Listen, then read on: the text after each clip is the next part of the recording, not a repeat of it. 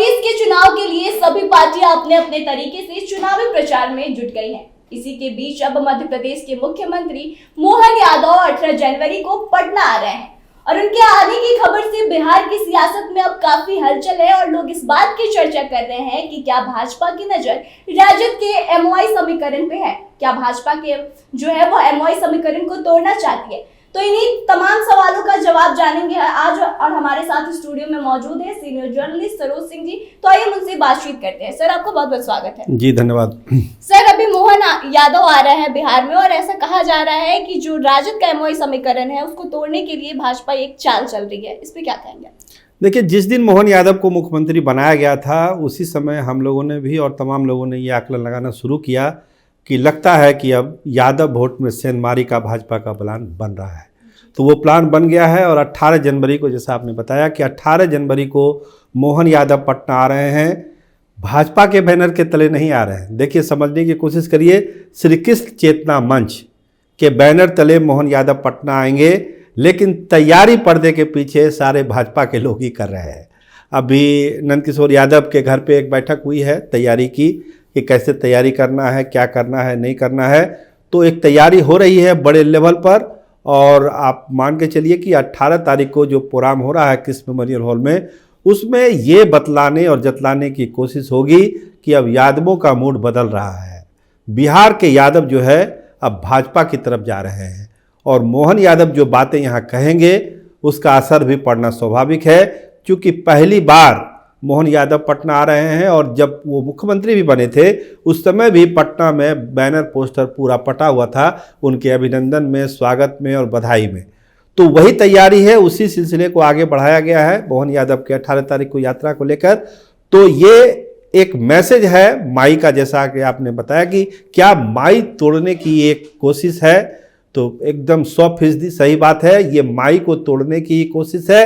यादव वोटों का ध्रुवीकरण एक तरफा नहीं हो लालू प्रसाद के साथ, उसको इसके लिए मोहन यादव एक बड़ा ट्रम्प कार्ड है भाजपा के पास और उस ट्रम्प कार्ड को भाजपा चलने जा रही है। सर, आपको लगता है कि बिहार की राजनीति में मोहन यादव का जो असर है वो चल पाएगा? देखिए, मोहन यादव का असर आप इस रूप में मत देखिए। जो पिछला चुनाव हुआ 2019 का लोकसभा का चुनाव हुआ, उसमें CSDS के जो आंकड़े हैं बताते हैं, उसकी स्टडी करिएगा आप तो अब जानिएगा, करीब 30 से 35% यादवों ने वोट किया बीजेपी को। नरेंद्र मोदी को प्रधानमंत्री बनाने के लिए पिछले बार भी वोट किया था। कोई नई कहानी आज नहीं हो रही है। भाजपा ये चाहती है कि उस संख्या को हम बढ़ाएं आगे। राम मंदिर की प्राण प्रतिष्ठा, फिर मोहन यादव का यहाँ आना, ये उस कड़ी है उस प्रयास का कि हम वो 30-32% के आंकड़े को 40%, 50%, मतलब जितना आगे ले जाएं। वो जितना आगे जाएगा लालू यादव की ताकत उतनी ही कमजोर होगी कि जो बेस वोट है आरजेडी का, मुसलमान और यादव। देखिए, मुसलमान वोट के लिए तो ओबीसी कार्ड तो चल ही रहा है, ओबीसी लगे हुए हैं और इस बार जो तैयारी है उनकी AIMIM की, उसको देख के लगता है कि इस बार मुसलमान वोटों में भी सेंधमारी होगी। लेकिन यहाँ चर्चा हम यादव वोटर को लेकर हैं, तो मोहन यादव तो एक संकेत है, एक सिंबल है कि भाई हमने यादवों को भी मुख्यमंत्री बनाया है। ऐसा नहीं है कि भाजपा में यादवों की पूछ नहीं है। हमने सांसद भी बनाए, मुख्यमंत्री भी बनाया। मध्य प्रदेश जैसे राज्य में हमने यादव को मुख्यमंत्री बनाया, तो बिहार तो खुला मंच है, बिहार में भी कुछ हो सकता है। तो एक ओपन मैसेज देने की कोशिश है और जो यादव वोट देते हैं भाजपा या NDA अलायंस को, वो संख्या 30-32% से 50% तक कैसे पहुंचे, उससे ज़्यादा कैसे पहुंचे। मोहन यादव की यात्रा को आपको उसी रूप में देखना चाहिए। सर, जो कृष्ण चेतना मंच हो रहा है, बेसिकली ये कार्यक्रम इसमें होने वाला क्या है? ये बेसिकली एक सम्मान समारोह है। ये सम्मानित किया जाएगा उनको और समाज के जो यादव समाज के और बड़े बड़े लोग हैं उनको भी सम्मानित किया जाएगा। इसमें जो यादव समाज से बड़े बड़े लोग हैं जिनका समाज में प्रभाव है, राजनीति में प्रभाव है, उन सब लोगों को बुलाया जा रहा है। बहुत लोगों को सम्मानित किया जाएगा और मोहन यादव को भी सम्मानित किया जाएगा। मोहन यादव को सामने रखकर भाजपा ये जतलाने की कोशिश करेगी कि आप देखिए ये चेहरा है जिसको हमने मुख्यमंत्री बनाया मध्य प्रदेश का, तो आप लोग पीछे क्यों हैं?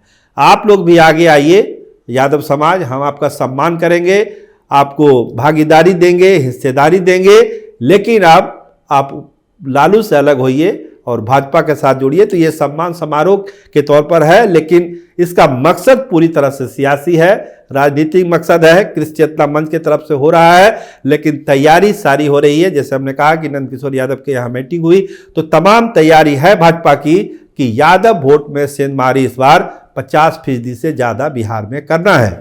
सर, जैसे कि यादव जो है वो तो हमेशा से राजद के कोर वोटर रहे हैं, लेकिन अब बिहार में भाजपा के पास कौन सा ऐसा यादव का बड़ा चेहरा है जिसको देखने के बाद से यादव वोटर जो है वो इन्फ्लुएंस होंगे और वो भाजपा की तरफ जाने की सोचेंगे?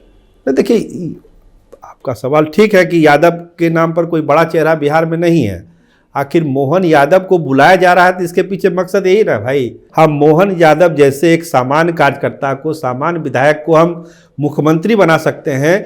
तो यहाँ भी ये हो सकता है, बिहार में भी ये कर सकती है भाजपा। कोई बड़ा नाम हो, बड़ा चेहरा हो, ऐसी बात नहीं है। और ऐसा नहीं है कि यादव लोग भाजपा को, आपको हमने बताया ना, CSDS का आंकड़ा है कि 30 से 32% यादवों ने वोट किया था नरेंद्र मोदी को 19 के चुनाव में, बीजेपी को वोट किया था, तभी तो 16-16 सीट जीत गई बीजेपी और वो जीती है जनता दल यूनाइटेड 39 सीट। सब अगर यादव समाज ने साथ नहीं दिया होता तो 39 सीट थोड़ी एनडीए जीत जाती बिहार में। तो स्वाभाविक है दे रही है। इस बार मकसद है वो परसेंटेज को बढ़ाना। अब मोहन यादव एक ऐसा हथियार भाजपा के सामने है जिसको सामने रख के भाजपा मैसेज देगी। बिहार में भी बहुत सारे चेहरे हैं यादवों में, लेकिन उसको आगे करना है, मोहन यादव को आगे रखना है। पीछे पीछे ये लोग रहेंगे। एक संदेश देना है समाज को कि आप अब झिझक छोड़िए, लालू यादव का साथ छोड़िए और आइए बीजेपी के साथ नरेंद्र मोदी की सरकार हम बनाते हैं। ये मैसेज आपको 18 तारीख को आपको देखने को मिलेगा। सर, जब हम MOI समीकरण की बात कर रहे हैं तो मुस्लिमों का जो वोट है, कहीं ना कहीं इस बात की चर्चा चल रही है कि चिराग पासवान जो है हिना साहब को टिकट दे सकते हैं अपनी पार्टी की तरफ से। तो आपको लगता है कि एनडीए के थ्रू ही सही, लेकिन बीजेपी कहीं ना कहीं यादव जो मुस्लिम का वोट बैंक है उसे भी अपने पाले में करने की कोशिश कर रही है? देखिए, भाजपा की कोशिश तो होती है कि सब धर्म, सब बिरादरी के लोग उनके साथ जुड़ें, लेकिन जो कोर वोटर है भाजपा का, उसके भावनाओं का भी ख्याल रखती है। हिना साहब को टिकट मिलेगा नहीं मिलेगा ये भी अटकलों में है। भाजपा तो सीधे टिकट देने दे रही है, चिराग की पार्टी से दे रही है, ऐसी संभावना है कि उनको मिल सकता है। लेकिन उस एंगल से हम चीज़ों को अभी नहीं देख सकते हैं। एक जो ट्रेंड है वोट का बिहार में, वो देखना पड़ेगा कि भाजपा से मुसलमान डायरेक्ट बिहार में जुटते हैं या नहीं जुटते हैं। ये ट्रेंडिंग अभी जैसे यादवों का एक ट्रेंड दिखता है कि 35% यादवों ने वोट किया था, मुसलमानों में वो ट्रेंड अभी बहुत कम है। भाजपा के प्रति रुझान अभी बहुत कम है और भाजपा को पूरे मुसलमान वोट देंगे, 50% मुसलमान वोट देंगे, ये सब अभी कहना बहुत जल्दबाजी है। एक हिना साहब को टिकट दे देने से मुसलमानों का पूरा रुझान हो जाएगा भाजपा के प्रति, ये सब अभी कहना जल्दबाजी है। लेकिन अगर यादव वोट में ही भाजपा सेंधमारी कर लेती है तो यही एक बड़ी उपलब्धि हो जाएगी। देखिए, माई जैसे ही टूटेगा ना तो लालू यादव की ताकत आधी हो जाएगी और लालू यादव कभी नहीं चाहेंगे, इसीलिए लालू की तरफ से जोड़ होगा। मोहन यादव एक कार्ड है, हो सकता है बहुत कार्ड चलता है, बहुत कार्ड नहीं चलता है, तो एक प्रयोग है मोहन यादव को लेके, हो सकता है नहीं भी चले, लेकिन एक प्रयास भाजपा के तरफ से कृषि चेतना मंच के बैनर तले हो रहा है। देखिए 18 को क्या होता है। सर, लास्ट सवाल है आपसे कि मोहन यादव जो आ रहे हैं, इसका असर आपको क्या लगता है कि पड़ेगा 2024 के चुनाव पे? पढ़ना चाहिए क्योंकि जब मुख्यमंत्री वो बने थे उस समय भी हम लोग बहुत यादव बहुल इलाके में गए थे, तो एक उन लोगों को लगता है कि नहीं, भाजपा भी हम लोग को सम्मान देती है, हिस्सेदारी देती है। और जब मोहन यादव खुद पटना आके अपनी बात रखेंगे कि क्या है समाज में, समाज की हिस्सेदारी कितनी मिलेगी, तो इसका प्रभाव तो निश्चित तौर पर पड़ेगा यादव के वोटरों में और इससे फ़ायदा मिलेगा भाजपा को, जैसा मुझे लगता है। सर, आपका बहुत बहुत धन्यवाद। जी, बहुत धन्यवाद।